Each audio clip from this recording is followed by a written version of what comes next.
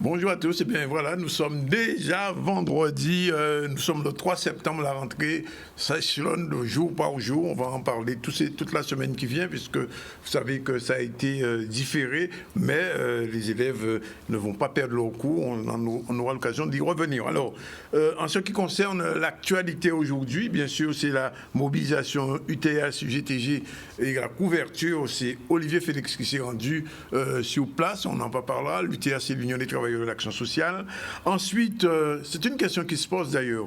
Comment se rééduquer quand on a eu un Covid très lourd?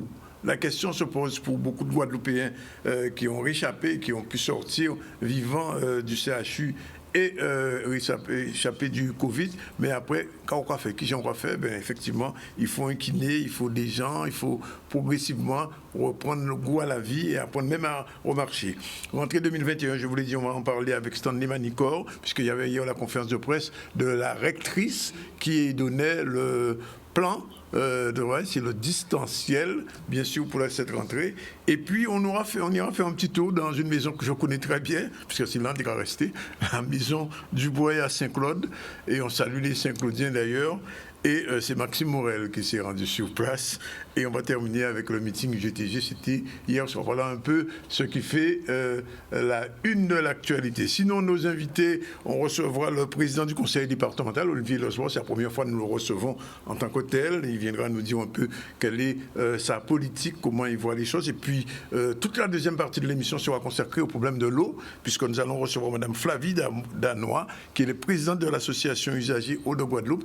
Et de l'autre côté, on aura Jacques Davila, qui est secrétaire du CE. On va avec lui faire un point sur ce SMO. Qu'est-ce qu'il va apporter de nouveau? Est-ce que c'est de l'eau au moulin? Question qui sera posée. Dominique Vigrassami, président du SNEG, sera avec nous aussi. Et nous allons conclure le ZCL avec cet invité. Voilà, c'est parti pour l'actualité. L'actualité, on vous l'a dit, c'était la mobilisation des agents de l'Union des travailleurs de l'action sanitaire. C'est des membres de l'UGTG, militants de l'UGTG. Olivier Félix a couvert cette première mobilisation. On regarde. Mercredi, nous en mobilisation intersyndicale avec CGTG, FO et MONU syndiqués et non syndiqués par rapport au fait que employeurs nous commandent nous à passe vaccinal et ni schéma vaccinal complet. Et donc par rapport au fait que nous travaillons avec les gens handicapés et que nous ne sommes pas d'accord à ça parce que nous, nous demandons à mobiliser tout le monde qui est vacciné, qui n'est pas vacciné. Nous pas contre pour les vacciner, simplement que même si nous sommes vaccinés, ils contre les faits qu'ils ont obligé nous à vacciner nous. Nous libérons des corps nous, parce que nous estimons que corps nous c'est en nous. Nous quoi apprendre ce type là ça, ces usagers là ça, et nous ne pouvons pas dire au point là que quoi ils pas taillé et que tant nous non plus pas tant nous. Donc par rapport à la discrimination là, ça, nous décidons de mobiliser et tout corps confondu et que nous besoin faire et patron là et à voir l'ARS pour dire l'ARS comme ça que nous c'est des hommes et des femmes avant tout et que nous pas qu'à à accepter et loi liberticide là ça. Sauf que déjà dans premier contrée et que y a dans notre contrée les 11 septembre à moi là ça et donc nous faisons part des mécontentements nous et que nous pas d'accord avec ça et que quand il là yo pour le moment yo célibité yo ça dit nous que yo pas qu'à et commenter en décision ministérielle mais pas parce que c'est en décision ministérielle que c'est en bon loi et quand c'est en loi juste parce que les lois là ça vraiment discriminatoire et liberticide surtout. Comment ça hein? Nous avons décidé en intercommunalité de savoir qui gens nous poursuivre poursuivre mais nous pas qui la guerre ça c'est sûr. Et donc la mobilisation va se poursuivre sur ce terrain-là. Et je rappelle que les soignants aussi qui sont militants de l'UTS-UGTG, eux aussi refusent l'obligation vaccinale. On en parlera probablement la semaine prochaine puisqu'il y a une mobilisation qui est prévue le 9. Comment se passe la rééducation après le Covid, quand vous avez été atteint très durement, mais que vous en avez pu en réchapper, ça arrive, des gens qui ont attrapé Covid, mais il n'y a pas à mort, heureusement d'ailleurs. Et donc, il faut probablement réapprendre à fonctionner, à utiliser ses membres, quelquefois avec un kiné. Reportage Olivier Félix.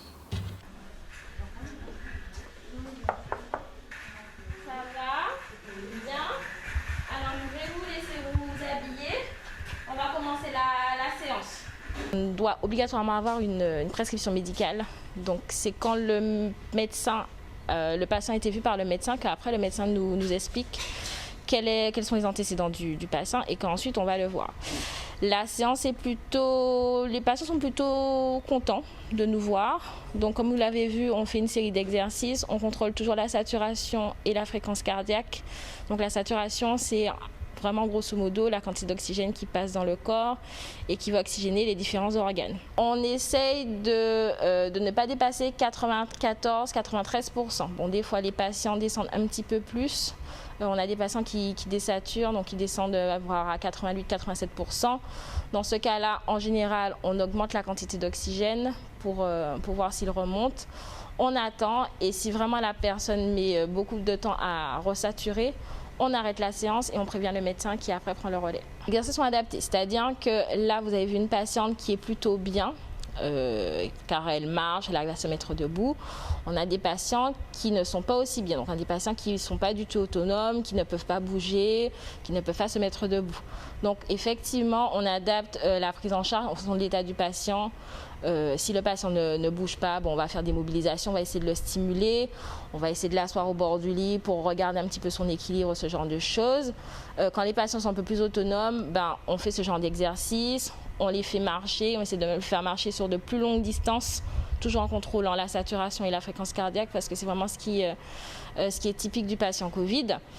Et après, quand ils vont mieux, ils vont sur le plateau technique où là, on leur fait faire encore plus de choses. Donc, il y a des escaliers, des distances plus longues, il y a du matériel, il y a du vélo, il y a des tapis de marche. Donc là, ils font une rééducation un peu plus poussée. Mais on regarde toujours les différents paramètres, donc saturation, fréquence cardiaque et la tension aussi, parce que la tension peut jouer. L'oxygène, c'est seulement pour les patients qui désaturent énormément à l'effort. Quand le patient va mieux, il n'a plus d'oxygène. On va quand même faire une réadaptation à l'effort, c'est-à-dire que même s'il n'a plus d'oxygène, il va être essoufflé rapidement sur des gestes de la vie courante. Donc le but de la rééducation, ça va être de lui permettre, sans oxygène, de retrouver une certaine autonomie pour que dans la vie de tous les jours, il ne soit pas essoufflé ou qu'il arrive à contrôler son effort. Voilà, on se rend compte donc qu'il faut nécessairement un kiné ou une kiné quand vous avez été durement touché par la pandémie et vous revenez progressivement à la vie normale. On va parler de la rentrée qui officiellement aurait dû se faire hier, le 2, et elle a été décalée de quelques jours. Ça va être un petit peu compliqué pour les parents d'élèves qui devront travailler et garder les enfants. Bon, enfin, on ne sait pas comment ça va s'organiser. Est-ce que ce sera une rentrée en distanciel ou une rentrée au contraire effective? Elle ne sera pas effective puisqu'elle a été décalée, mais on a vu il y a 2 jours un proviseur nous expliquait que dans son établissement, Charles Coiffin, ce serait un petit peu particulier. On garderait seulement une 60aine d'étudiants des classes de préparation, mais le gros des troupes va être probablement en distanciel. Hier, c'était la conférence de presse de rentrée de la rectrice qui finalement a accepté le décalage, puisqu'on se souvient qu'il y a quelques semaines encore, les syndicats s'étaient déjà mobilisés, les collectivités avaient demandé le report de la rentrée, la rectrice n'avait pas encore bougé, elle attendait l'ordre de Paris. C'est comme ça y est. Bref, reportage, Stanley Manico. Nous sommes aujourd'hui aguerris à la gestion de crise sanitaire, que cela a été travaillé avec l'ensemble des partenaires de l'éducation dans le cadre d'un groupe de travail qui a été vraiment conduit avec efficacité et avec vraiment une vision constructive de l'ensemble des acteurs. Et c'est ça qui a permis de définir un premier cadrage que nous soumettrons encore demain au comité d'hygiène, de sécurité et des conditions de travail. Le 6, prise de service de l'ensemble des personnels affectés en établissement, dont les personnels enseignants. Et le 13, arrivée des rentrées des élèves avec 2 formats. Premier degré, la première semaine, les élèves auront des rendez-vous individualisés avec leurs enseignants pour faire un état des lieux, organiser la continuité pédagogique. Et à partir de la semaine suivante, les élèves seront accueillis par un petit groupe de 5 maximum dans leur classe et étalés sur la semaine, étant précisé qu'il n'y aura des cours que le matin et qu'il n'y aura pas de restauration scolaire. Dans le second degré, les élèves commencent en distanciel dès le 13, donc du 13 au 24, avant la période de revoyure, du 13 au 24. Et une fois par semaine, par roulement, ils viendront par petits groupes pour avoir un contact en présentiel avec un membre de l'équipe pédagogique, avec un enseignant. Ça peut être le professeur principal ou un autre professeur. Là, c'est lors de la pré-rentrée, entre le 6 et le 13, que les équipes pédagogiques s'organiseront pour organiser ces venues par roulement. Il s'agit dans un premier temps d'accueillir les enfants, de créer le lien avec l'enseignant, de leur donner un premier plan de travail et pour pouvoir ensuite les revoir. C'est-à-dire que c'est déjà en fait créer ce contact, notamment pour les plus petits, avec l'école. Évidemment, les parents sont sollicités dans ce cadre et on comprend la gêne que ça peut occasionner. Mais l'enfant pourra comme ça prendre ce contact avec l'école. Et l'objectif, c'est de décaler les jours perdus ultérieurement sur les autres vacances scolaires et de renforcer les dispositifs d'accompagnement dès lors qu'on pourra accueillir les enfants. Voilà, il est 13h45. Dans un instant, on va recevoir le président du conseil départemental. Mais avant, on va saluer les Mounes Saint-Claude, puisqu'on est les Mounes Saint-Claude comme moi, et particulièrement par une maison qu'on va découvrir, la maison du Bois, puisque c'est là où j'ai vécu une bonne partie de ma vie. C'est là que Dimitri, que je connais, a grandi, et pas que.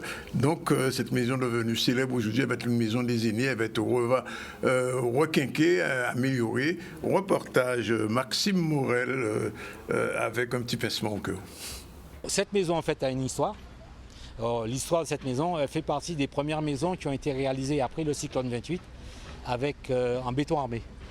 Il faut savoir qu'à l'époque c'est l'architecte Aliture qui est arrivé avec cette technologie lorsqu'on lui a demandé de reconstruire les bâtiments suite à ce cyclone. Et donc cette maison qui est ici, c'est une maison individuelle, maison privée. C'est l'un des premiers bâtiments, une première construction réalisée avec cette technologie, cette nouvelle technologie. La ville de Saint-Claude, depuis tantôt, s'est inscrite dans une dynamique de préserver le patrimoine architectural de la ville. Et c'est une opportunité pour nous, la mission Berne, mais c'est à la fois aussi un vrai bonheur. Car non seulement on a pu acheter cette maison-là, on l'a achetée pour préserver le patrimoine, mais ensuite on va pouvoir installer les aînés de la ville, au cœur de la ville de Saint-Claude. Nous avons beaucoup d'activités. Nous travaillons avec les écoles, nous travaillons avec les associations. Nous faisons des sorties, nous faisons beaucoup d'activités pour que nos aînés ne s'ennuient pas et pour qu'ils prolongent leur vie en fait. Les étapes de cette restauration, elles sont très particulières puisqu'il faut garder le concept architectural de l'époque. Et ça, c'est très important. Monsieur le maire l'a dit un instant, c'est vraiment l'une des premières maisons sur Saint-Claude avec construction béton armé. Alors pour l'époque, c'était vraiment quelque chose de nouveau, avec sous l'ère d'Aliture, enfin des commanditaires d'Aliture comme Monsieur le Mercier. Merci. Donc voilà, donc ça c'est important. Donc le gros œuvre est important puisqu'on va revoir un peu les choses, mais tout en laissant l'architecture de base. Pour garder, on va dire, l'esprit architectural, conforté, parce qu'à l'intérieur, il y aura les aînés, mais au sous-sol, il y aura les archives, disons, de la ville. Mais les archives, justement, les archives concernant la partie architecture et construction, aménagement de la ville qui y seront. Voilà, 2h47, on salue donc les gens de Saint-Claude. On salue le président du conseil départemental. Bonjour, monsieur Guy Lozbar. Bonjour. Ça va ?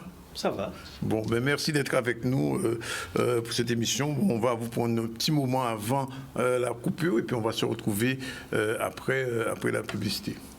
Parfait. Oui.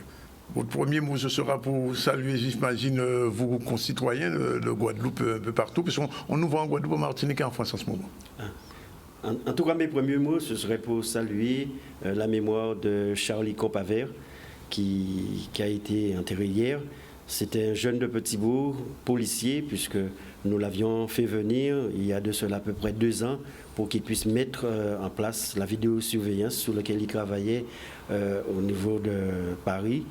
Et puis, je déplore aussi toute la polémique qu'il y a autour de son décès.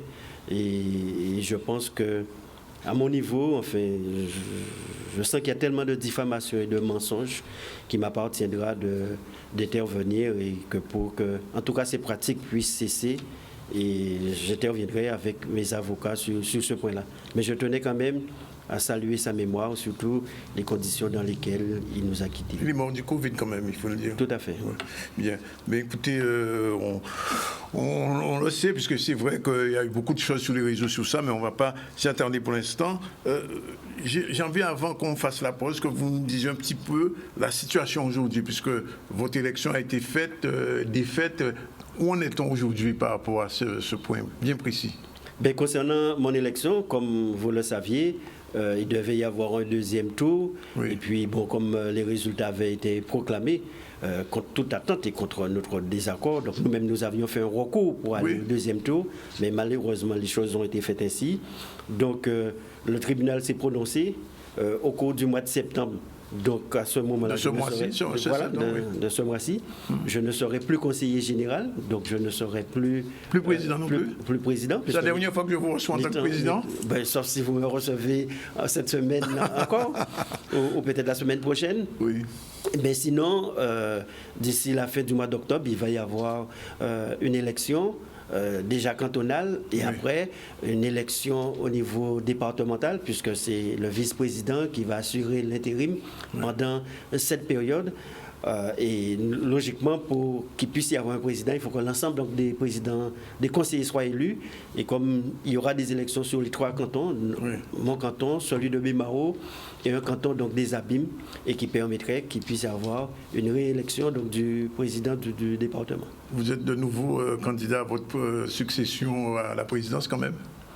Oui, tout à fait. Mais il faudrait d'abord que je puisse être élu conseiller départemental. Vous avez une crainte là-dessus? Vous savez, je fais les choses avec beaucoup de conviction, d'optimisme, mais c'est le peuple qui décide. Oui. La campagne a commencé? Non, pas encore. Je suis totalement dans le cadre de mes fonctions. Et au moment venu, donc il m'appartiendra de consulter, de concerter la population, d'expliquer ma démarche. Il y a tout un ensemble donc, de choses sur lesquelles je m'étais engagé en tant que candidat. Aujourd'hui, depuis un mois et demi, en tant que président, nous avons la possibilité donc, de mettre en place. On s'implique. Je fais les choses avec engagement, détermination, conviction, ce qui me caractérise. Et tout ce que je souhaite, c'est que les choses puissent se concrétiser d'abord au niveau donc, du canton et par la suite, à nouveau, au niveau du département. Alors, on est obligé de vous poser la question, puisque nous sommes en pleine rentrée scolaire. Le conseil départemental gère les collèges et les écoles et les petites écoles. Qu'est-ce que vous avez prévu pour ça, pour cette rentrée qui est un petit peu particulière? Je me souviens, il y a 2-3 ans, il y avait ce problème-là, c'était posé dans d'autres conditions. Comment vous voyez un petit peu cette rentrée? Donc parce que les parents sont inquiets.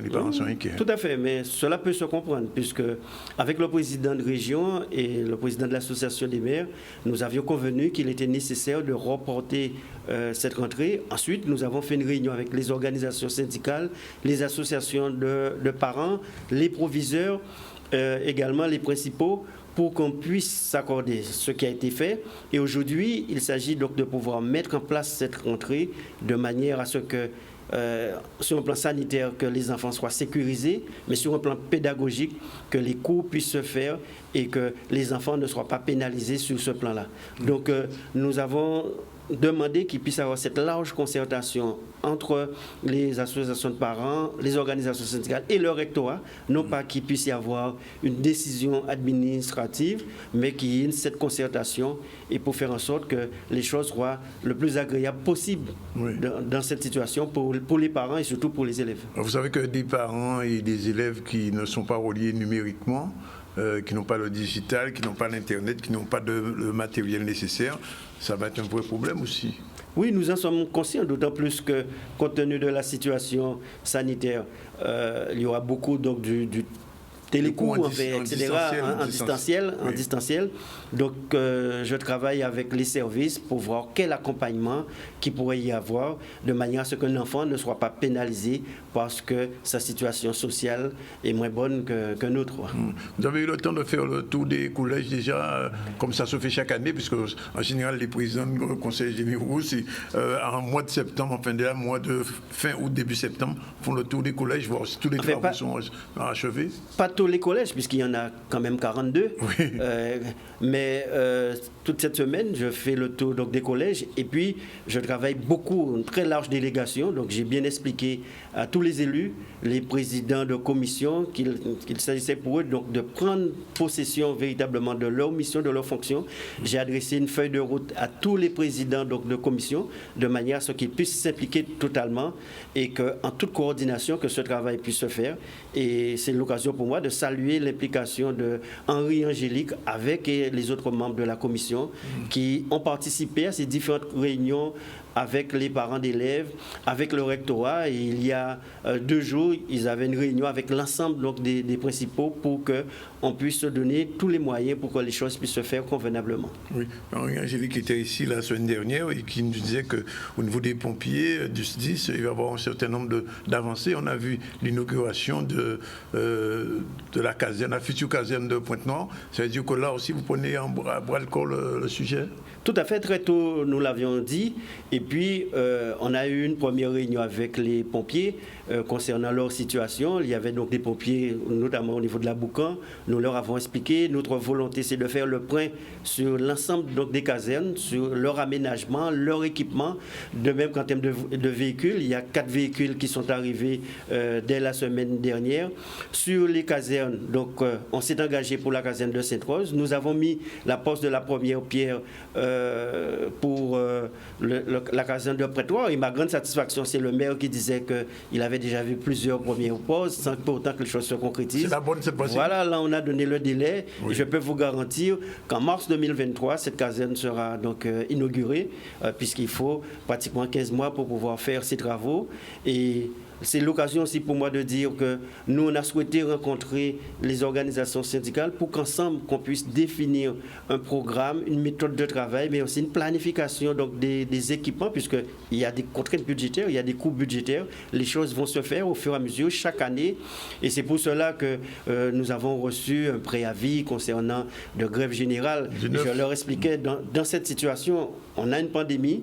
On sait que la Guadeloupe, au-delà de pandémie, nous sommes en période cyclonique. Donc, je leur ai proposé plutôt que nous soyons dans une démarche de trêve générale et non pas de grève générale aujourd'hui. Merci pour cette première partie. Il est 12h56. On prend la première pause. On se retrouve tout à l'heure pour la suite et la fin de cet entretien avec Guy Losbar, le président du conseil départemental. C'est à suivre.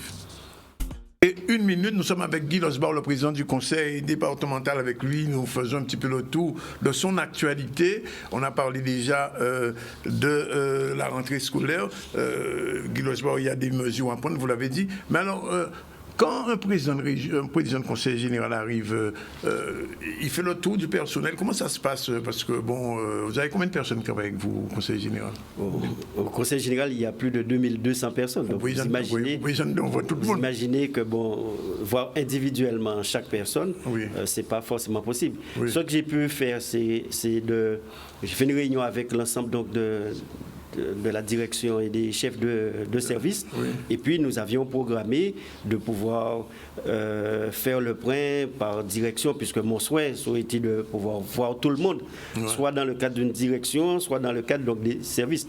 Mais malheureusement, avec la pandémie qui s'est accélérée... Vous êtes en télétravail au conseil général? Oui, beaucoup de télétravail. Nous avons rencontré l'ensemble des organisations syndicales. Très tôt dès mon élection, j'ai tenu à rencontrer les organisations syndicales, tous les représentants. Nous avons eu une réunion commune. Oui. Ensuite, lorsque le préfet a annoncé le confinement, comme cela a des conséquences sur les conditions de travail, donc j'ai eu à nouveau une réunion avec l'ensemble donc, des syndicats.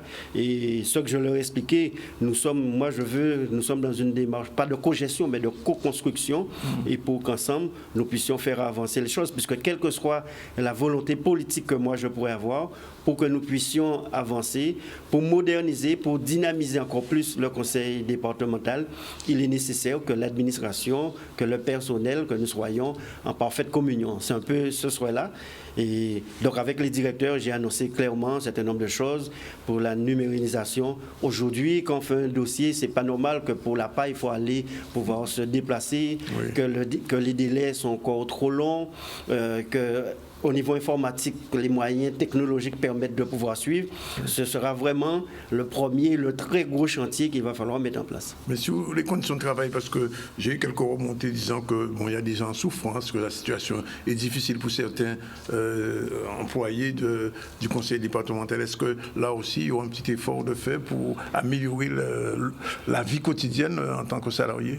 Mais c'est une volonté, puisque comme je disais, s'il n'y a pas une administration disponible, forte, performante et motivée, on ne va pas pouvoir mettre en place le projet politique que nous avons. Et c'est pour ces raisons que j'ai rencontré les organisations syndicales. Mais au-delà, je sais que dans toute administration, il y a parfois des conflits. Je vais mettre en place une médiation de manière à éviter qu'on se retrouve soit dans les tribunaux ou pas. Une médiation avec des personnes extérieures pour faire le point. Donc j'ai demandé à l'administration tous ces dossiers qui sont concernés, et j'ai demandé aussi au niveau donc des organisations syndicales tous ces dossiers, puisque parfois quelqu'un il vit mal une situation dans son bureau, dans son administration, alors qu'en fait compte un dialogue, une concertation aurait pu permettre de régler tout cela, mais n'empêche que c'est l'administration qui subit ces conséquences, mais aussi c'est le personnel, l'agent qui au quotidien, chaque fois, quand il vient, ça doit être une angoisse, ça doit être des frustrations. Et moi, bien au contraire, je veux que les gens puissent être motivés au travail. Alors, avant les élections, les dernières élections, je me souviens de venir à une réunion qui s'est faite à la CASA. Vous avez signé une convention pratiquement avec le président de région. Vous vous souvenez de ça? Est-ce qu'on peut dire que l'Assemblée unique est déjà en route? Même théoriquement, pratiquement, si elle ne l'est pas théoriquement. Non, comme vous savez, dans le cadre donc, des élections, on s'est engagé un contrat de gouvernance concerté. Et puis, c'est d'autant plus facile que la population puisse croire dans cette démarche, puisque Harry Chalus et moi, nous avons travaillé pendant 6 ans ensemble au niveau donc, de la région. J'étais son premier vice-président et lui le président. Aujourd'hui, il est au niveau donc, de la région et moi au niveau donc, du département. Pour nous, il faut poursuivre cela, il faut accentuer. Vous le savez très bien, je suis quelqu'un qui est pour la domiciliation du pouvoir local et que sur un certain nombre de secteurs, on a vu dans cette crise sanitaire, bien souvent, il était nécessaire de pouvoir, au niveau du département, voire au niveau de la région, que nous puissions prendre des initiatives qui parfois n'étaient pas de notre compétence, mais le problème qu'il y a, c'est notre peuple, c'est notre pays qui est concerné. Donc il s'agit pour nous donc, de faire en sorte qu'il y ait cette synergie entre les deux collectivités et que cela puisse amener donc des résultats.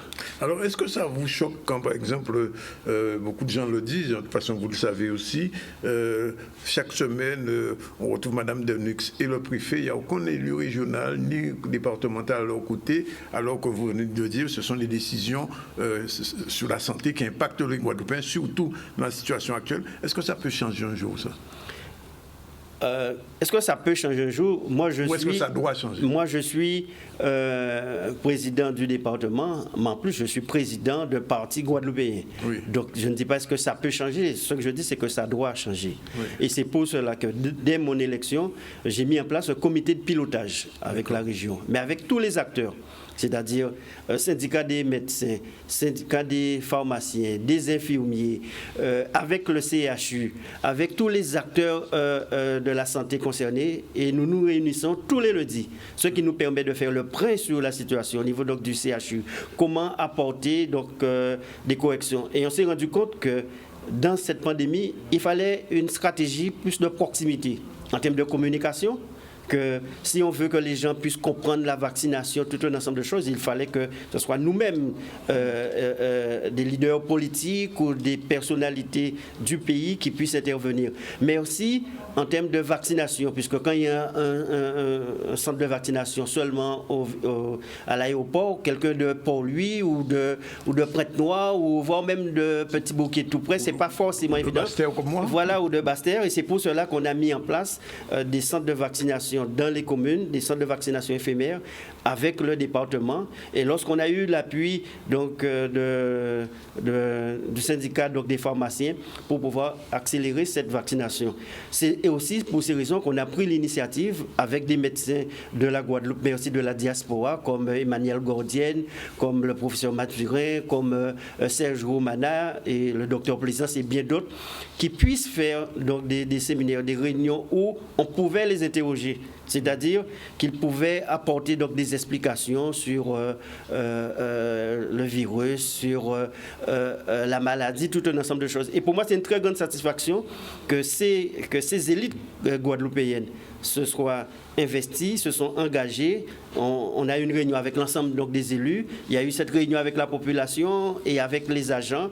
Et c'est une très grande chose. Et parfois, je vois au niveau donc, des réseaux sociaux, et c'est un peu déplorable que dans tout pays, on a tendance à ces élites à pouvoir assurer surtout une fierté, surtout dans le domaine médical.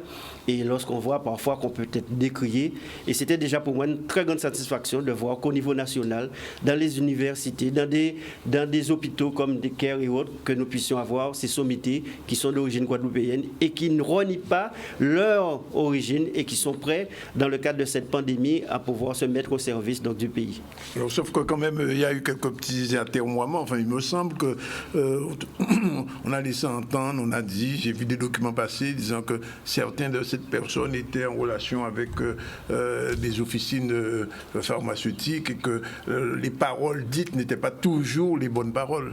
Mais vous savez, c'est ça qui est un peu dommage au pays, c'est que souvent, quel que soit le secteur, si vous êtes un sportif, vous arrivez, c'est que bon, vous droguez, sous son chef d'entreprise, c'est qu'on magouillé, sous son politique, etc., sous son journaliste, sous performance, c'est ou sous pression, on y combine, enfin, etc. Il faut qu'on puisse croire en nous-mêmes. Lorsqu'on croit en nous-mêmes, c'est beaucoup plus facile de croire dans nos potentialités et de croire dans nos élites, qu'ils soient sportifs, médicaux, culturels, politiques, enfin, etc. Et c'est cela, puisque ce qu'on ne se rend pas compte, c'est que lorsqu'on agit ainsi, c'est nous-mêmes nos cas détruits, c'est nous-mêmes nos cas critiqués, et l'extérieur ne peut que s'engouffrer dans cela pour nous affaiblir. Oui, Guy Losbach, là c'est une question un peu politique. Les dernières élections passées, on a vu qu'il y a eu beaucoup d'abstention, etc. Est-ce qu'aujourd'hui, vous pensez que la classe politique a toujours la même crédibilité qu'il y a 20 ans, par exemple, ou au-delà? Parce qu'on sent que les Guadeloupéens, surtout dans la crise actuelle, que ça va laisser des traces quand même.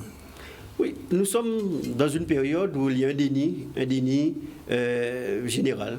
Un déni pour les hommes politiques, un déni pour, je vous disais, pour même les sportifs, un déni pour un médecin qui dit bon, quand même, il s'est raconté, enfin, etc. Mais peut-être quelqu'un qui n'a aucune connaissance scientifique, mais donc nous sommes dans. En plus, les choses sont amplifiées aujourd'hui avec les réseaux sociaux. Il y a de cela 20 ans, si on pensait du mal d'un homme politique, on aurait pu dire à son voisin, on aurait pu faire une réunion, on aurait pu faire un tract, ça prendrait 3 jours et tout le monde battait voix et puis ça va être distribué. Là, 5 minutes après, 5 minutes, eh bien, toute la planète. Voilà, toute la planète. Voilà. Et c'est bien pour cela que nous en sommes conscients. En plus, moi, doublement en tant que président du département, mais président d'un parti politique, je répète, guadeloupéen. Et c'est pour ces raisons que vous allez voir, Harry Chalus et moi-même, au niveau de cette gouvernance concertée, ce qu'on veut, c'est qu'on puisse mettre les moyens ensemble. On veut mettre les énergies ensemble. Ce qu'on veut aussi, c'est le renouvellement. Quand vous voyez au niveau donc, du SMO, Jean-Louis Francis, qui est comment dire, que nouveau maire, jeune maire, et pour montrer cette volonté. Lorsqu'on voit l'implication donc, de jeunes comme Jean-Philippe Courtois, lorsqu'on voit au niveau du SDIS, c'est Henri Angélique. Donc, ce sont, donc il y a un renouvellement, voilà, c'est donc, ça? on souhaite, Harry et moi-même, nous souhaitons ce renouvellement. Aujourd'hui, lorsqu'on regarde, nous-mêmes en tant que département, parfois on voyait que le président du département de la région pouvait avoir plusieurs présidences, enfin, etc. Moi, je demeure président donc, du CHU. Mais le CHU, pourquoi? Mais parce qu'il y a une crise sanitaire. Il faut toute l'implication, toute la présence. Donc, Vous êtes président de la SEM? Non, pas de la SEM. La SEM, c'est Bernard Pancrel là aussi. Donc pareil, dans cette démarche donc, de renouvellement. Et à Richarlison même au niveau donc, du Memorial Act. Mais pourquoi? Parce qu'il faut remettre en place les choses. Et parfois, il faut toute l'autorité donc, du président pour pouvoir le faire. Après, les gens parlent j'entends souvent sur les réseaux, en fait, etc., mandat par mandat. Vous savez, quand vous êtes président du SMO comme Jean-Louis Francis, c'est une gratuite. Au niveau donc, du CHU, pareil au niveau de MAC. Mais ce qui est important, c'est qu'il puisse y avoir ce renouvellement. Ce qui est aussi important, c'est que les présidents puissent travailler avec toutes les commissions. Je l'ai vécu au niveau donc, du département, de la région, avec Harry, où vous avez vu, en tant que premier vice-président, toutes les marges de manœuvre que je pouvais avoir. C'est le même principe aussi au niveau donc, du département, avec les différents présidents de commission. Ce que je leur demande, c'est qu'ils puissent vraiment agir. Là, ils sont en train de rencontrer les différents directeurs, les services. On va planifier donc, des réunions de commissions régulières. Et de même que je dis, mon souhait, c'est au niveau d'une commission permanente, tout dossier traité doit être analysé au préalable en commission, donc ce qui oblige chaque président de commission de pouvoir réunir sa commission et pour pouvoir faire fonctionner. Donc, si cette volonté se met en place, cette cohésion, cette communion entre les deux collectivités, faire en sorte qu'il y ait de nouveaux élus qui prennent des initiatives, au fur et à mesure, en fonction donc des résultats, les choses vont évoluer, les choses vont s'améliorer. Mais nous sommes dans une situation de déni total et où souvent il y a un manque de responsabilité. Parfois, cela surprend que je dis ça, mais souvent on dit mais Carlos Ba fait, Charles a fait pour moi, Tala a fait pour moi, mais vous aussi qu'a fait pour la Guadeloupe. Puisque chaque personne, qu'il soit président du département, chef d'entreprise, journaliste, maçon, nous toutes nous devons être fait un bien pour la Guadeloupe. Pas seulement si réseaux sociaux, apparemment si poster WhatsApp, dénoncer, dit, faites-vous aussi dans comportement, au fond bien pour la Guadeloupe. Alors justement, le SMO, une idée j'ai créé, on sait que c'est compliqué pour Madloula.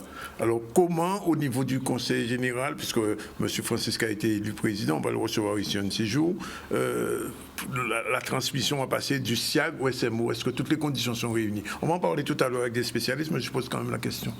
Non, enfin, au niveau du SMO, il est vrai qu'il ne faut pas que la population puisse s'entendre qu'à partir du 1er septembre, tout problème a de l'eau réglé. Tout problème a de l'eau réglé, et puis voilà, tout bien bon. Il a fallu d'abord faire en sorte qu'il n'y ait pas de drame social par rapport à ça. C'est-à-dire que, comme on fait le SMO, qui est 10, 20, 30 des licenciements en pagaille. Il fallait préserver cela. Il y a eu un plan de départ volontaire. Ensuite, qui va se poursuivre dans le cadre du SMO, mais de manière concertée. Il y a eu une cellule de préfiguration avec des Guadeloupéens qui ont une expérience, qui ont une expertise pour pouvoir préparer cela. Et qui d'ailleurs qui va se poursuivre sur peut-être 4 à 5 mois, le temps que les différents directeurs dans chaque domaine soient recrutés. En plus, on a beaucoup de Guadeloupéens au niveau de l'extérieur qui sont des experts, qui sont des performants au niveau donc, de l'eau. Lorsqu'on prend au Sénégal, le directeur général, le patron de l'eau au Sénégal, c'est un Guadeloupéen. Oui. En Réunion, le numéro 2 de l'eau, c'est un Guadeloupéen. Mais lorsqu'ils voient le traitement qu'on afflige aujourd'hui à Côté-Long, je ne sais pas s'ils veulent forcément revenir travailler au pays. D'accord. Alors, autre chose, il faut quand même on dise 2 petits mots sur le GUSR. Vous êtes président du GUSR, il n'y a pas eu de congrès, il a été renvoyé. Le GUSR a une politique de volonté de domiciliation du pouvoir qui va, j'imagine, va se maintenir. Mais est-ce que vous allez rester président du GUSR? En fait, c'est le congrès qui va décider. Donc, il nous appartient à le comité directeur. Aujourd'hui, je pense que ma présidence au niveau du GUSR a permis quand même dans les élections municipales d'abord que nous ayons un nombre d'élus jamais égalé. Ensuite, qui s'est confirmé sur les élections régionales et départementales. Aujourd'hui, il y a un certain nombre de collectivités que nous gérons avec d'autres partenaires et qui nous conforte dans notre démarche. Et je dis, on a une mandature sur 7 ans au niveau département et région, également au niveau donc, des communes. Les conditions sont réunies pour que nous puissions travailler ensemble, mais aussi travailler sur un certain nombre de projets. Travailler aussi pour qu'il y ait une plus forte domiciliation donc, du pouvoir, que ce soit du pouvoir en termes institutionnels, mais que ce soit du pouvoir en termes économiques et qui se concrétise. Nous venons d'évoquer le problème du SMO. Là aussi, la population nous attend notre réussite. Et ce qu'il faudrait, c'est que les directeurs, tout un ensemble, ils soient tropicalisés, si je peux m'exprimer ainsi, puisque qui connaît mieux la situation donc de la Guadeloupe que nous-mêmes. Mais je me répète, si nous-mêmes ne faisons pas confiance à nos dirigeants, si nous-mêmes ne faisons pas confiance aux Guadeloupéens et si nous-mêmes ne faisons pas confiance aux potentialités de la Guadeloupe, puisque trop souvent, nous-mêmes, nous voyons la Guadeloupe comme étant un handicap, comme étant, alors que la Guadeloupe a des atouts, la Guadeloupe a des potentialités, mais il faut qu'on puisse croire. Les autres, ils croient, et ils arrivent à croire, puisque tous les peuples qui sont arrivés en Guadeloupe ces derniers temps, ils ont eu une évolution sociale, économique et très importante, c'est qu'il y a la possibilité donc de faire dans ce pays-là. Donc il faut que nous soyons dans cette démarche. Et moi, en tant que responsable, en tant que leader politique, il m'appartient de pouvoir, avec conviction, avec engagement, faire connaître cela, que chaque Guadeloupéen puisse, en situation d'apporter sa contribution, qu'il soit acteur, qu'il ne soit pas passif, qu'il ne soit pas là en train de dire Carlos Bagafé, Catala Café, que lui-même il apporte sa contribution, puisqu'on a plusieurs moyens sur le plan économique, sur le plan culturel, sur le plan social, sur le plan de l'environnement. Il y a des possibilités pour qu'on soit acteur. Alors, je vous prends ce que vous avez dit. On parlait de Coutellon qui a été vraiment, comment dire, un bashing contre Coutellon. Qu'est-ce que vous pensez de ce qui s'est passé pour l'eau et là, Vincent? Non, moi, ce que je dis, c'est que voilà un Guadeloupéen qui est reconnu au niveau supérieur, puisque lorsqu'on regarde son parcours et lorsqu'on regarde les fonctions qu'il a occupées, et lorsqu'on sait dans quelle situation aussi qu'il a trouvé donc, l'hôpital.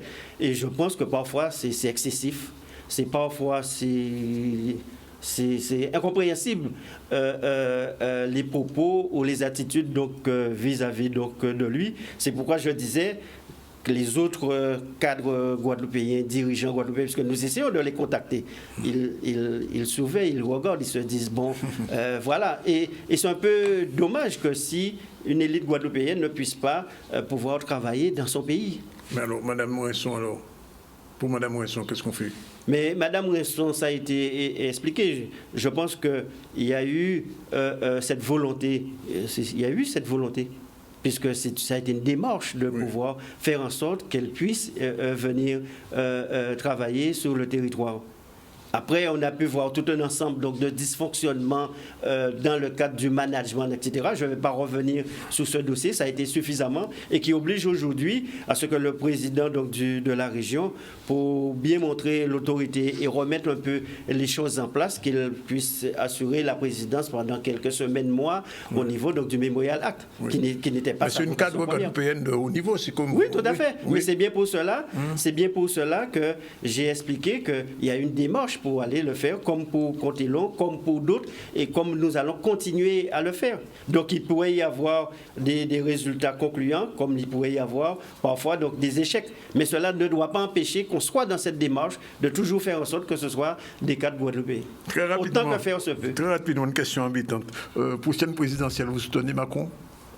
Il est en campagne, pratiquement, on l'a vu à Marseille depuis 3 jours, il y a un mouvement. Est-ce que vous allez le soutenir? En 2017, nous avons soutenu Macron parce que c'est son approche par rapport à l'outre-mer, au-delà de la Guadeloupe, l'outre-mer. C'est-à-dire qu'on ne soit pas considéré comme un territoire ayant des handicaps à rattraper, mais plutôt un potentiel avec donc, des atouts qu'il faut au contraire valoriser. Il nous appartiendra de faire le bilan, le point par rapport à ce qui a été fait ou pas, de voir quelles sont les candidatures et à ce moment-là, le parti va se déterminer. Mais aujourd'hui, les élections, c'est encore l'année prochaine. Je dis l'engagement que nous avons pris et qui se met en place, et nous appartiendra au niveau donc du parti de prendre position. Mais aujourd'hui, on a donc des parlementaires qui travaillent avec nous. Alors, c'est la dernière question, une question anecdotique. Il y a 2 jours, j'ai reçu votre nouveau maire. Oui. Monsieur David Nebor. Oui, monsieur Nebor. Et je lui ai posé la question, comment il travaille avec vous maintenant? Est-ce que vous devez chaque matin lui dire quand il fait comme ça pour faire, ou alors est-ce que vous le laissez suivre sa route? Autrement dit, est-ce que vous lui avez donné une feuille de route? C'est la question que je lui ai posée. Oui. Vous savez, hier, j'expliquais à quelqu'un que depuis à peu près un mois, David est maire et qu'on a eu très peu de contacts. Oui. On a échangé sur des dossiers départements, mais je n'ai pas de souvenir que nous ayons échangé au niveau donc, de la commune. Oui. Donc c'est pour vous dire que avec son conseil, avec son cabinet, son administration, ils sont en train de mettre en place les choses. Oui. Moi j'ai une particularité. À partir du moment où je quitte une fonction, je ne suis pas là pour essayer donc de voir, en fait, etc. Et je l'ai suffisamment vécu moi-même quand j'accédais à cette fonction, à tort ou à travers, pour que aujourd'hui David puisse fonctionner avec son administration et les employés de Petit-Bourg. Au contraire, il va même falloir que je puisse faire des actions pour qu'il n'ait pas l'impression que j'ai quitté Petit-Bourg. Ah d'accord. Une dernière chose, alors des informations arrivent, on est obligé de les vérifier. Vous avez été victime du Covid vous aussi? Oui, au niveau donc de toute cette campagne de cette pandémie, oui, effectivement. Oui. Comment ça s'est passé? Comme pendant 2 jours. Après, bon. Vous avez trouvé le bon médicament? Non, puisqu'il n'y a pas encore de traitement. Aujourd'hui, le seul traitement, c'est, on le sait très bien, c'est la vaccination pour prémunir. Oui, mais il n'y a pas encore eu de traitement validé par l'OMS. Même si on parle de chloroquine, on a vu voir qu'est-ce que ça a donné, hiver ou Zebapic, etc. Donc, il n'y a pas eu, donc comme tout le monde, ou la fièvre, en fait, tous les éléments. D'accord. En tout cas, merci d'être venu pour ce... Et d'ailleurs, je profite pour cela pour dire qu'on n'a pas eu l'occasion d'en parler, oui. Mais concernant donc ce problème de vaccination ou de Covid, où on voit un déchirement au niveau donc des familles, oui. Puisque parfois, quand il y a un parent qui décède, on dit c'est faute à là, pas faute à là. Oui. On a vu, ou parfois on veut, de manière exagérée, même après la mort de quelqu'un, dire qu'il est vacciné alors qu'il n'a été vacciné. Et je sais bien pourquoi je parle par rapport à quelqu'un en particulier. Mais surtout, ce qui est un peu grave, c'est on veut faire une opposition entre la médecine et traditionnelle et remèdes rasiers, alors qu'en fait, cela ne devrait pas être le cas, puisque surtout de par notre culture, notre histoire, nous lever, nous TPI, Zebapi, Katoumo, enfin tout ce qu'on veut, et au moins au niveau donc, du département, il y a aussi cette prise de conscience qu'après, qu'on puisse avoir une stratégie complètement différente au niveau de la santé, faire en sorte que les dispensaires, puisqu'on a plusieurs dispensaires sur un territoire, puissent jouer vraiment leur rôle, faire en sorte que dans une pandémie, on ne puisse pas se retrouver en pénurie d'oxygène, puisque nous sommes un territoire à risque. Oui. Donc, ce qui veut dire pandémie ou pas, pénurie en tremblement de terre, pénurie en bitin volcanique. Donc là aussi, avec la région, on va mettre en place tout un ensemble de stratégies. Beaucoup d'informations, de transparence pour éviter que nous ayons des médecins et puis avec ceux de remèdes rasiers ou de traditionnels qui s'affrontent. Or, au contraire, on peut être complémentaires, il faut qu'on soit en communion. Ce qui est important, c'est qu'on puisse mettre nos énergies guadeloupéennes tous dans le même sens et c'est cela qui pourrait nous faire avancer. Merci, Monsieur le Président, pour quelques jours encore. Oui. Mais j'agis avec conviction et détermination. Donc il m'appartiendra d'expliquer cela à mes électeurs au niveau donc de Petit-Bourg, de ce canton Petit-Bourg-Bémao, puisque c'est Petit-Bourg-Bémao, et ensuite convaincre mes actuels collègues au niveau du département. La campagne a commencé. Voilà, il est 13h27. Dans un instant, la suite. Pour l'instant, on prend une seconde pause et on se retrouve avec Madame Flavie Danois, qui est présidente de l'association des usagers Haute-Guadeloupe, et Jacques Davila, qu'on aura en direct au téléphone. Ensuite, Dominique Vigra-Samia, tout de suite. Je vous l'ai dit, on attendait 2 personnalités. Madame Félicie Danois, bonjour. Flavie Danois, bonjour. Bonjour. Ça va? Monsieur Zandoni, ça va. Merci.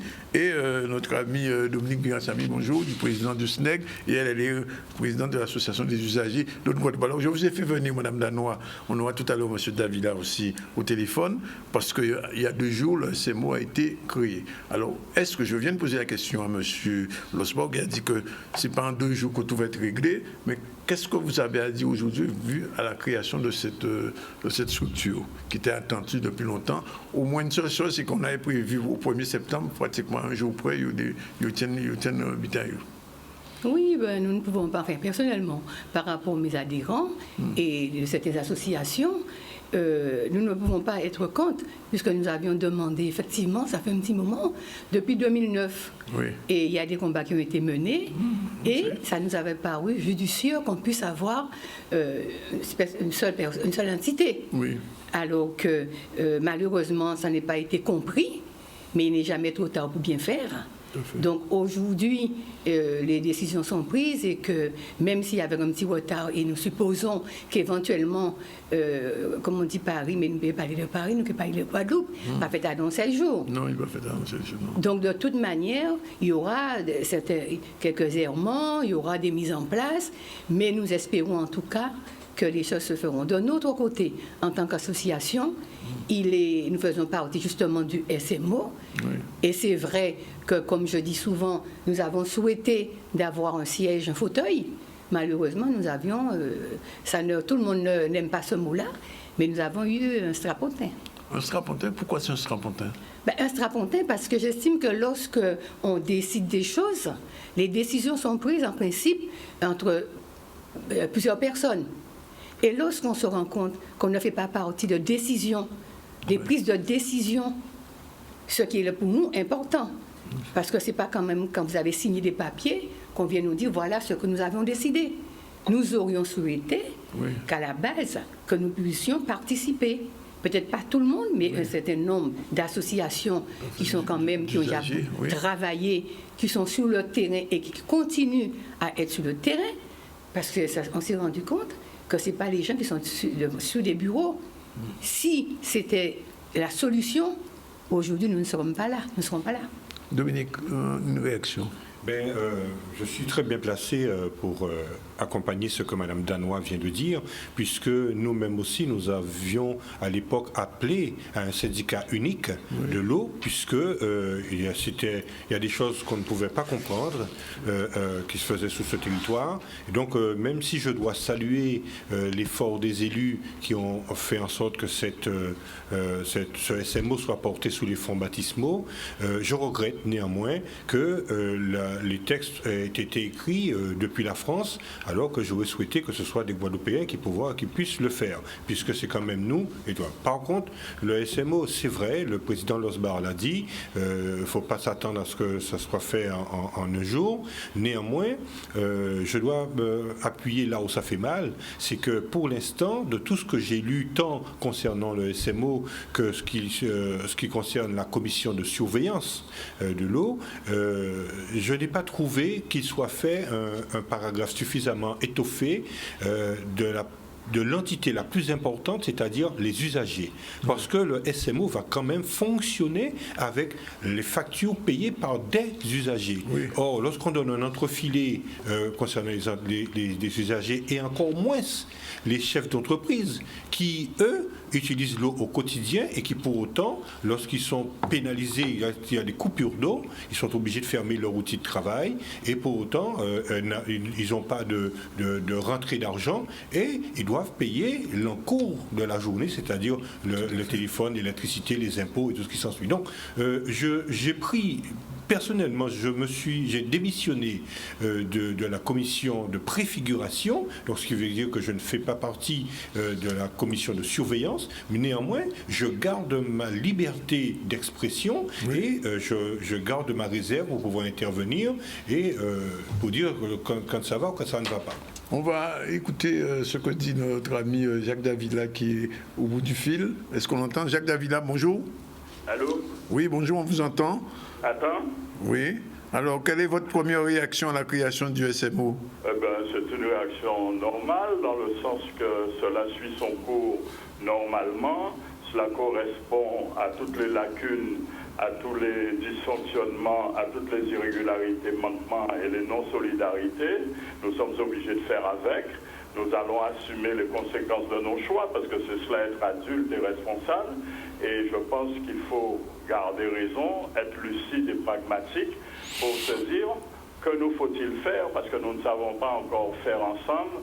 Nous ne savons pas réunir les vouloirs, les volontés et les compétences aussi diverses et variées, quel que soit leur degré et leur niveau.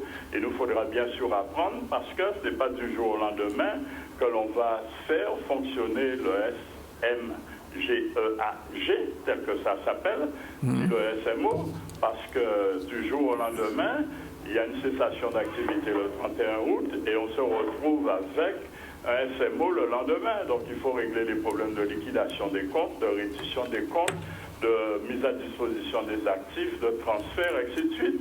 Et ce n'est pas du jour au lendemain que ça va se faire. Donc il faut que les gens prennent patience et il faut que les gens réfléchissent et réunissent des compétences parce qu'il y a énormément de postes qui ne sont pas pourvus. Hein? D'ailleurs, le SMO n'a même pas de registre de commerce au moment où je vous parle. Donc, pour vous dire que c'est l'ampleur de la tâche qui reste à mener. Oui, ça veut dire que, Mme Danois, ça veut dire que le président qui est là, il a encore rien dans les mains. Pardon, excusez-moi, je vous entends mal. C'est Mme Danois qui m'a parlé, oui. Oui, je pense qu'il a rien dans les mains, puisque nous-mêmes, nous sommes en train de travailler là-dessus, puisque nous faisons partie, justement, et c'est dommage que Dominique soit parti, mais enfin, toujours est-il, nous nous sommes battus, nous nous battons toujours, nous, en tant qu'association, pour faire valoir un certain nombre de choses. Alors, le président qui est là, qui a été élu, nous l'avons su comme tout le monde, hein, par les ondes, en fait. Hein. Oui. Nous l'avons appris. Maintenant, le choix qu'ils ont fait, moi, je respecte ce choix. Mais je rappelle toutefois, ça peut ne pas plaire, sans faire de polémique, mais la commune de Goubert ne faisait pas partie, c'est la seule commune, avec peut-être un ou deux autres, qui sont restés en régie. Et qui ne se sont jamais associés justement aux autres communes. Je parle par exemple de Basse-Terre, Soirée Nord et les autres. Oui. Il y a une explication à ça? Comment? Il y a une explication à cela? Mais justement, c'est pour ça que je m'interpelle, puis je n'ai pas d'explication. Donc, comme vous me dites que le président a été élu, moi je veux bien, mais il faudrait peut-être qu'il a été élu sur 25 voix sur 26, je crois, 25 voix sur 26, et que les gens qui l'ont élu, c'était pas nous, et qu'ils ont pris la tâche de dire que les choses seront bien faites. Oui. Puisque ce président n'a vraiment pas d'éléments lui permettant peut-être, dans un premier temps en tout cas, puisque quand on va à l'école, on étudie, et après on peut gérer. Oui. Voilà, c'est la moindre des choses. Il a dit qu'il avait l'espoir en fait. Nous ne pouvons que lui souhaiter la bienvenue, mais cela dit, ce n'est pas notre choix. Jacques Davila, tout à l'heure, Mme Danois disait que les usagers n'avaient qu'un strapontin. C'est votre sentiment?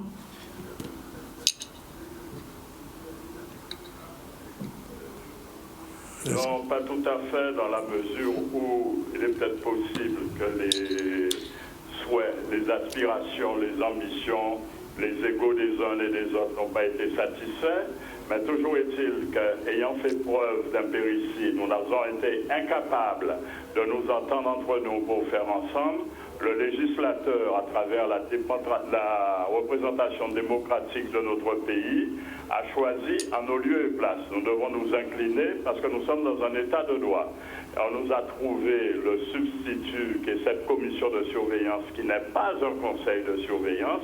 C'est déjà mieux que rien. Et après un combat d'arrière-garde, nous avons obtenu un rajout qui est que le président de la commission de surveillance participera à toutes les réunions du conseil d'administration et du SMO à l'effet avec une voix consultative. Donc il sera en dedans, donc c'est déjà mieux que rien. Et nous espérons, comme ce SMO est une première législative sur le territoire national, parce que dans l'Hexagone cela n'existe pas, nous allons améliorer à la fois le contenu et nous allons améliorer la relation avec le nouveau président pour qu'il y ait des moyens.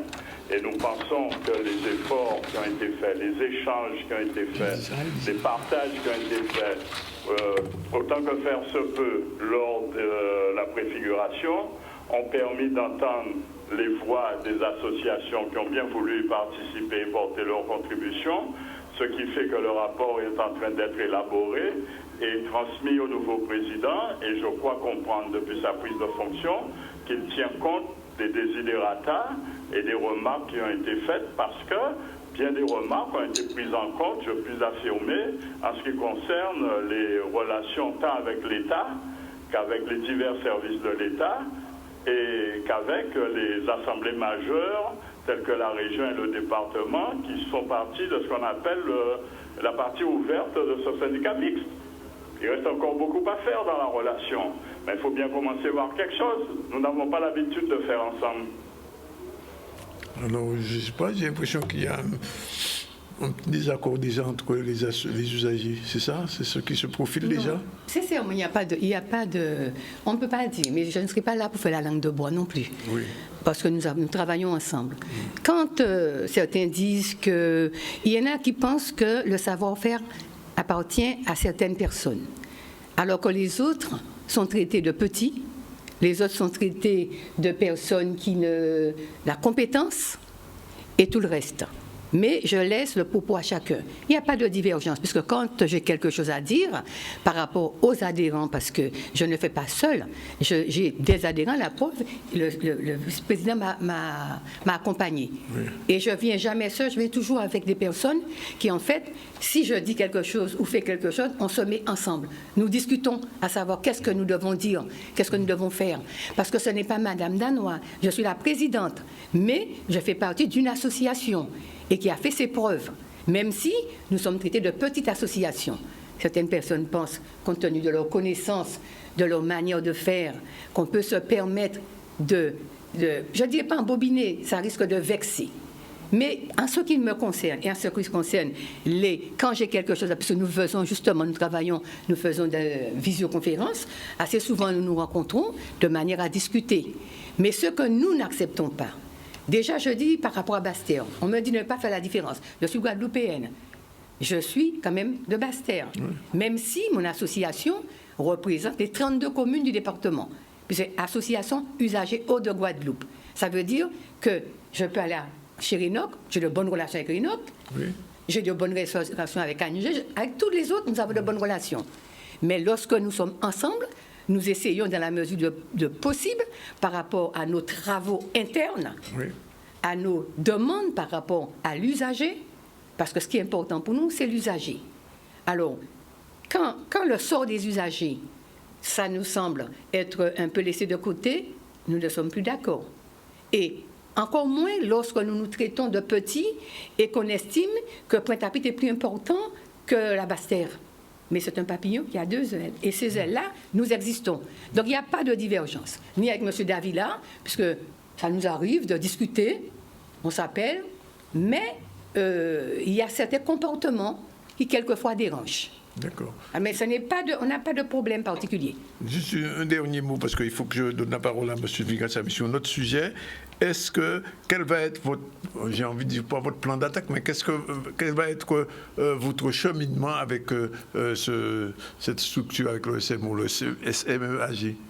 Qu'est-ce que vous allez, les premières demandes, qu'est-ce que vous allez exiger? Parce qu'on a eu l'occasion avec David là et avec Ismar régulièrement ici, poser les problématiques de la qualité de l'eau, du prix de l'eau, de l'assainissement. Qu'est-ce qui va être prioritaire en ce moment? Mais nous ne pouvons que nous... Parce on parle souvent de se mettre ensemble. Mais on peut se mettre ensemble. Vous avez vu des couples qui se sont mis ensemble et qui se sont défaits. Oui. Parce qu'il n'y a pas de concordance. Donc nous ne pouvons pas être en dehors de ce qui est demandé. Alors que nous avons vu par rapport à nos travaux, lorsque nous demandons des factures, parce qu'il faut de l'eau en quantité, en qualité. Nous sommes les premiers à avoir demandé la qualité, puisque nous avons été victimes à Baïf d'eau polluée. Donc c'est la moindre des choses que nous demandons, que ces choses-là soient prises en priorité. Ce n'est pas la peine d'avoir qu'on ait de l'eau, oui, en quantité, en régularité et en qualité. Bon, mais aussi que le prix de l'eau, les factures, soient... Parce que vous avez des gens qui ont 25 000 euros d'eau, 17 000 euros d'eau. Ce n'est pas possible. Donc, nous demandons à ce que le nouveau SMO se crée peut-être Mais qu'est-ce qu'on fait de ces factures-là, de ces créances qui continuent à arriver? On aimerait bien savoir à quelle sauce on sera mangé. Si l'SMO nous dit, à la date d'aujourd'hui, nous prenons en compte les factures antérieures, c'est ce mot qui est là, sur les factures antérieures. Si ces factures antérieures sont nettoyées, comme on nettoie les gens, ceux qui ont de grosses factures, hein, et je ne veux pas dire, ils savent qui. Ceux qui ont les grosses factures. Si on arrive à enlever ces factures, à les nettoyer, la personne les usagers qui a toujours payé, même sans rester sans manger, a toujours payé, nous demandons que ces factures-là sont complètement nettoyées. D'accord. On a pris mot. Dominique, oui. Je vais dire un mot, si vous permettez. Je voudrais dire deux choses. La première des choses, c'est que Mme Danois, elle a bien précisé la facture. Mais moi, en plus de la facture, je voudrais qu'il y ait une photographie particulière sur la facturation. Je m'explique. L'eau dans la nature, elle est gratuite. Donc j'aimerais qu'on m'explique comment une régie ou bien une structure est-elle amenée à me faire payer de l'eau qu'elle n'achète pas. Elle prélève dans la nature l'eau. Qu'on me fasse payer le traitement de l'eau, je peux comprendre, puisqu'on ajoute des choses et tout ce qui s'ensuit. Mais je ne peux pas payer l'eau. Ça, c'est une première des choses. Deuxième chose, c'est que beaucoup d'usagers, et même certains élus et d'autres personnes, ne font pas la conversion. Un mètre cube d'eau, c'est 1000 litres d'eau. Quand moi, chez moi, nous sommes 2 personnes dans une maison, ma compagne et moi, que nous puissions recevoir une facture d'une moyenne de 120 mètres cubes d'eau, ça veut dire que j'aurais utilisé 12 000 litres d'eau, si mon calcul est bien fait, pour une facture. Alors que j'ai fait le calcul par jour, à peine si j'utilise 150 litres d'eau. Donc, je voudrais que la structure du SMO puisse prendre ça en considération. Et la deuxième chose que je voulais dire, c'est... Moi, j'étais très heureux quand j'ai entendu parler qu'il y aurait une commission de surveillance. C'est une excellente chose. Mais quel est le pouvoir de cette commission? Puisque la commission n'a qu'une seule chose à faire, c'est d'émettre des avis. Des avis que le SMO ne sera en aucune façon obligé de suivre. Je donne un exemple aux téléspectateurs. Je mène mon combat contre le RSI. Mais la Cour des comptes a émis un avis contre le logiciel SNV2 où il l'a condamné. Et ça n'a pas empêché le RSI et la Sécurité sociale de continuer à utiliser ce même logiciel infecté par un virus jusqu'à aujourd'hui. Donc, je pose la question, quel sera le vrai pouvoir de cette commission de surveillance? C'est tout. Bien, c'est une question qui sera posée, de toute manière, on y reviendra. Alors, quand même, Dominique Vigassamy, vous êtes président du SNEG, je sais le combat que vous menez depuis plusieurs mois, des années, et nous sommes à la fin d'une mandature de président en France. On a changé de président du Conseil général, pas de région, ça n'a pas changé. Est-ce que le combat que vous menez commence à avoir, on veut dire, un petit peu de luminosité, vous arrivez au bout du tunnel? Alors oui, puisque c'est un combat qui est difficile. Tout comme le chlordécone, tout comme d'autres combats, hein, c'est extrêmement compliqué parce que là, c'est un combat de titans. Hein, parce que les entités comme la Sécurité sociale, le RSI, sont des gens qui fonctionnent avec des lobbies, hein, et ces lobbies-là sont cruels, hein, et ils ne font pas de sentiments, et donc il faut que nous combattants, que nous soyons encore plus sévères qu'eux. Et qui fait que, pourquoi j'ai une petite satisfaction, c'est que grâce... et je me permets de le mettre en avant, le député Max Mathiazin, qui s'est engagé avec ses 3 autres collègues, Justine Bénin, Servat et Vainqueur, et ils ont demandé, à la demande du SNEG, bien entendu, ils ont demandé au président Richard Ferrand, président de l'Assemblée nationale, de déclencher, en vertu de l'article, je dis ça à brûle pour point, 154 du code du règlement de l'Assemblée nationale, de déclencher une mission parlementaire concernant les dysfonctionnements du RSI. Et le président Richard Ferrand a accepté, non pas la commission, mais il a accepté en demandant à la commission des affaires sociales de l'Assemblée nationale de déclencher des auditions sur particulièrement, je dis bien précisément, les dysfonctionnements du RSI. Oui. Donc ce qui veut dire qu'à partir du moment qu'une entité comme celle-là, qui est le premier aiguillon de l'État, si on peut dire ça comme ça, demande à ce qu'il y ait une expertise, des auditions sur ces dysfonctionnements, ça voudrait dire que notre combat n'était pas vain et que nous avions raison de continuer, puisque voilà que l'Assemblée nationale reconnaît, puisque si elle déclenche des auditions, elle reconnaît qu'il y a des dysfonctionnements. Cela nous permettra à ce moment-là d'engager et de déposer notre plainte. Nous serons fondés à ce moment-là de déposer une plainte, puisque l'État même reconnaît qu'il y a un problème. Et donc, nous ne pouvons que nous satisfaire. Maintenant, qui sera auditionné?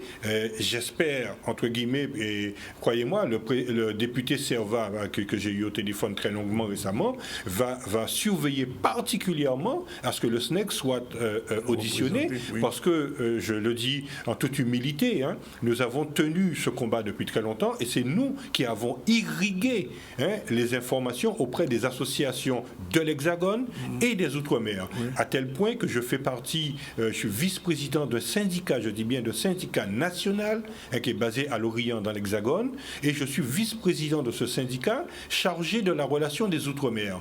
Et sur ce sujet-là, croyez-moi que je suis en visioconférence assez souvent avec mes collaborateurs et nous n'allons pas céder un iota de cette particularité. Deuxième combat, en outre de ça, j'ai eu une très belle discussion avec Mme Marie-Luce Panchard récemment et nous sommes tombés d'accord sur le fait qu'il faille, comment dirais-je, changer notre relation économique avec l'État. Et pour cela, il faut créer une loi spécifique. J'ai appelé mon ami Alan Nagam et nous sommes d'accord sur le principe. Avec Alan, on doit se voir mercredi pour pouvoir regarder les contours et mettre en place une méthode, parce qu'aujourd'hui, ce n'est plus possible que nous puissions être plaqués de règlements économiques sur comment dire, les arcanes de l'État. Oui. Nous avons une situation économique qui est totalement différente, puisque en Guadeloupe, c'est on met qu'à laver l'autre. Ouais. C'est une entreprise qui entraîne l'autre. Si moi, je suis couturier, je coupe pour Madame Danois va prendre l'argent, je vais prendre l'argent de Madame Danois, j'irai me coiffer, le coiffeur va acheter un kilo de poisson, donc tout est mélangé. Donc à partir du moment qu'il y a une rupture, c'est terminé. Donc sur le principe, nous sommes d'accord qu'il faille écrire une loi. Mais attention, avons-nous les bonnes personnes en Guadeloupe pour pouvoir écrire cette loi? Je dis oui. Pour écrire les premières lignes de la loi, je suis d'accord. Oui. Mais pour que la loi soit irréprochable, il faut que ce soit mené par des constitutionnalistes. Il y a une personne qui m'a été citée par Mme Panchard, que j'ai regardé rapidement son curriculum vitae et il me paraît indéboulonnable, et c'est Stéphane Diemer. C'est lui qui a permis l'écriture de la loi, qui a permis à Saint-Barthélemy de rentrer en PTOM. Donc il faut que quand la loi soit présentée, que la loi soit irréprochable. Donc pour cela, nous avons droit à un seul tir. C'est pour ça qu'avec les associations et les organisations professionnelles, nous allons bien lister nos problèmes pour qu'au moins, il y a des gens comme Raphaël Lapin, qui est économiste, qui est à la région et qui a été attaché parlementaire. Voilà, des gens qui peuvent, parce que nous avons quand même des cerveaux. Il faut quand même qu'on puisse utiliser ces personnes-là. Et une fois que les premières lignes ou que la loi soit écrite, à ce moment-là, charge à nous de demander aux parlementaires de présenter cette loi pour qu'elle soit adoptée une fois pour toutes. Mais si nous ne trouverons pas un mécanisme différent à notre, et je ne sais pas très long, à notre situation, ce ne sera pas possible. La preuve en est, si je peux me permettre, il y a eu, ces 30 dernières années, la Guadeloupe s'est vue chevaucher plusieurs dispositifs. L'ODEOM, la LOM, la loi Notré, la loi de l'égalité réelle et tout. Chaque fois qu'une loi a été changée, on n'a jamais fait le bilan pour savoir si ça a marché, si ça n'a pas marché, qu'est-ce qu'il faut pour l'avenir. Donc ce qui veut dire qu'aujourd'hui, nous avons eu pléthore de lois, au moins une douzaine, une quinzaine de lois, qui fait que et la Guadeloupe est toujours dans cette situation-là. Parce que tout simplement, on prend une loi européenne et française, et on va dire comme ça, on nous fait installer ça, et c'est comme ça qu'il fonctionne. Ouais. Non, ça va marcher encore. quel va être l'agenda donc du SNEG pour les temps qui viennent? Alors, déjà, on continue à travailler puisque le SNEG est une association qui possède à peu près, qui a à peu près aux alentours de 500 adhérents, sympathisants ou adhérents à jour de cotisation. Donc nous continuons à faire nos visioconférences avec notre monde. Nous continuons parce que nous sommes en confinement et nous surveillons de très très très près ce qui se passe et notamment, je voudrais saluer quand même les propositions qui ont été faites par le président de région, notamment les aides qui ont été attribuées, qui vont être attribuées aux chefs d'entreprise, même si quelque part je note un petit bémol, mais quand même il faut dire que jamais une collectivité régionale ne s'est trouvée confrontée à ce genre de situation, puisque la Covid n'est pas simple. Ça tue les entreprises. Et quand j'entends le ministre des Outre-mer dire, si vous voulez des aides, payez vos cotisations, et en même temps vous avez un préfet ici qui ferme l'outil de travail, j'essaie de comprendre comment je peux générer des bénéfices tout en ayant mon entreprise fermée.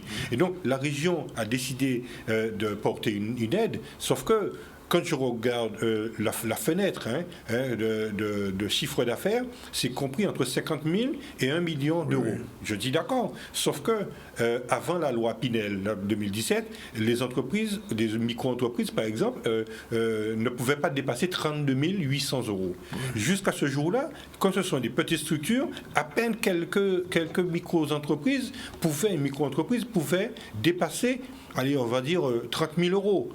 Aujourd'hui que le curseur a été déplacé avec la loi Pinel à 70 000 euros de chiffre d'affaires, ce n'est pas pour autant que les petites entreprises font ce chiffre d'affaires. Donc je pose la question, avec un chiffre d'affaires de moins de 30 000 euros, comment vont-ils rentrer dans la fenêtre? Ceci étant dit, oui. J'ai eu M. Denis Céleste au téléphone et il m'a confirmé que la région est en train d'étudier une passerelle supplémentaire permettant aux très très petites entreprises, c'est-à-dire les micros et les autos, de rentrer dans un dispositif particulier. J'attends d'avoir le texte pour pouvoir l'étudier. Si c'est ça, ça va dans la bonne voie et je ne serai que satisfait. Un seul mot que je voudrais vous dire avant de vous quitter, c'est de vous intéresser un petit peu aux entreprises de pêche, parce que j'ai reçu ici des pêcheurs qui disaient que les aides, tout ça, ils n'ont rien eu de tout cela. C'est pour cela que nous allons veiller au grain. Vous me permettez de rebondir sur deux choses. La première des choses, nous avons un gros problème. C'est qu'avec la Covid, aujourd'hui, beaucoup de chefs d'entreprise ne payent pas leur loyer, ne peuvent pas payer leur loyer de locaux commerciaux. Et il y a des propriétaires que j'ai contactés, une dizaine, et sous les 10, il y en a 3 ou 4 qui sont prêts à rompre, je dis bien à rompre le bail locatif à perte. Parce qu'en ce moment, ils sont en train de recevoir des demandes de l'Hexagone. Des gens qui sont capables de venir prendre ces locaux-là. Oui. Et donc, ce qui veut dire qu'aujourd'hui, il y a un travail à faire pour permettre justement à ce que les gens qui ont leurs espaces locatifs, qui ne perdent pas, parce que ce sont des gens qui sont là depuis 10, 15, 20 ans avec des petits loyers et qui ont des situations stratégiques. Et la dernière chose que je voulais dire, et c'est là mon inquiétude, et quand le président du département est sorti, je lui ai dit, il faut absolument qu'on puisse se rencontrer, le SNEG mène des enquêtes en permanence. Et il se trouve que dans l'une de nos enquêtes, il a été démontré que d'ici à 5-10 ans maximum, 38% des chefs d'entreprise des TPE, je dis bien des TPE, partiront à la retraite. D'accord? Mais ces chefs d'entreprise qui partiront à la retraite, hier, si avec leur entreprise, ils pouvaient manipuler un revenu mensuel correct, mais quand ils partiront à la retraite, la moyenne de la retraite du RSI, je dis bien du RSI, est aux alentours de 120 euros. Comment quelqu'un qui a une petite maison, je dis tout simplement une petite maison, pourra-t-elle payer les mensualités alors avec une retraite de 120 euros? Alors que ce retraité n'est pas responsable de sa situation. C'est parce que le logiciel défaillant que je condamne du tyran RSI, je persiste, du tyran RSI, a détruit le tissu économique de la Guadeloupe. Il va falloir, c'est pour ça que j'attends fermement cette audition de l'Assemblée nationale pour pouvoir mettre à plat la situation du RSI et des chefs d'entreprise. Merci. Madame Danois, avant de partir, juste un dernier mot, parce qu'il y a des gens qui vous regardent, des usagers, ils ont entendu parler du SMO, ils ont leurs grosses factures à payer ou qui n'ont pas pu payer. Qu'est-ce que vous avez à leur dire à ces gens-là, à ces usagers? de toute la Guadeloupe qui vous regarde. Ce dernier mot. En tout cas, comme je dirais, j'ai toujours été celle qui dit, comme on dit, pas payer de l'eau. Oui. Moi, j'estime qu'il faut être juste. Pas payer de l'eau, si vous ne pouvez pas payer de l'eau, vous pouvez arrêter l'abonnement. Si on ne veut pas payer, il faut arrêter l'abonnement. Mais je dis que, comme je viens de dire, il faut trouver un système. Parce que ce qui est perdu est bien perdu. Depuis qu'on s'est réunis, qu'on a rencontré tout simplement M. Abelli, il était question, nous avons pris l'accord de dire que, par exemple, quand vous avez votre abonnement, déjà, nous faisons des rencontres où on permet aux abonnés de connaître, de comprendre leurs factures. Oui.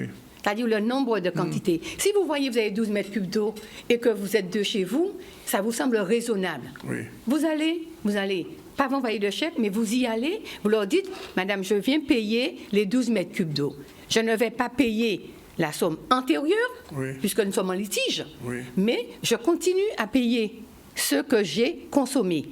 Et à partir de ce moment-là, puisqu'on a dit qu'on était des mauvais payeurs, ce n'est pas vrai. Nous avons été contre l'excès. C'est-à-dire que les sommes faramineuses que nous ne savons même pas, des factures qui datent de 2 ans, alors que la loi dit qu'une facture qui date de 2 ans, qui n'a pas été récupérée, est perdue. Mais c'est des personnes âgées, ils ont peur. Donc je leur dis, et je maintiens, payez ce qui vous semble correct.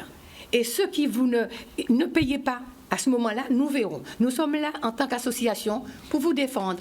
N'ayons pas peur. Il y a peut-être de grosses structures, comme on dit, mais les petites mains font ce qu'ils doivent faire au moment qu'ils doivent le faire. Ayez confiance. Je voulais rectifier, j'ai fait une erreur tout à l'heure quand j'ai parlé de 120 mètres cubes d'eau. Oui. Quand je rajoute les 3 zéros, ça fait 120 000 litres d'eau. Oui, 120 000, c'est ce que j'allais dire. Bien, voilà, il est pratiquement 14h01, on a un petit peu 14h04, on a dépensé, Jordan, tu nous excuses, mais il fallait quand même donner la parole à ces gens. Alors, je rappelle, on a parlé de la mobilisation de l'UTAS, UGTG, reportage montré un petit peu que dans le secteur social, là aussi, les gens ne sont pas contents, ils refusent l'obligation vaccinale. Comment se passe la rééducation quand vous avez eu le Covid?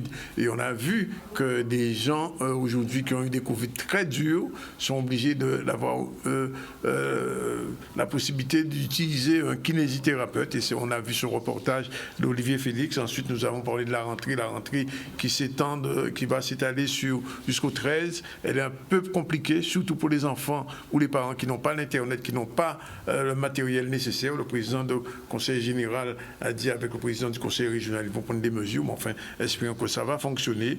Et puis, la maison du Boy, où j'ai passé une bonne partie de ma vie, elle est devenue une maison maintenant célèbre, la maison des aînés. Enfin, on peut rentrer dans la carte des aînés, mais enfin, en Kevin Casa. Sinon, on a reçu Guy Losbar, le président du conseil départemental, Flavie Danois qui est avec nous, et on l'a entendu avec plaisir. C'est la première fois qu'on la reçoit, président de l'association des usagers Haute-Guadeloupe, et bien sûr Jacques Davila qui était avec nous au téléphone, mais on aura Jacques Davila dans notre chronique du ZCL à partir du 13, et Dominique Vigrassami, président du SNEC, qui nous a expliqué que les choses sont en cours.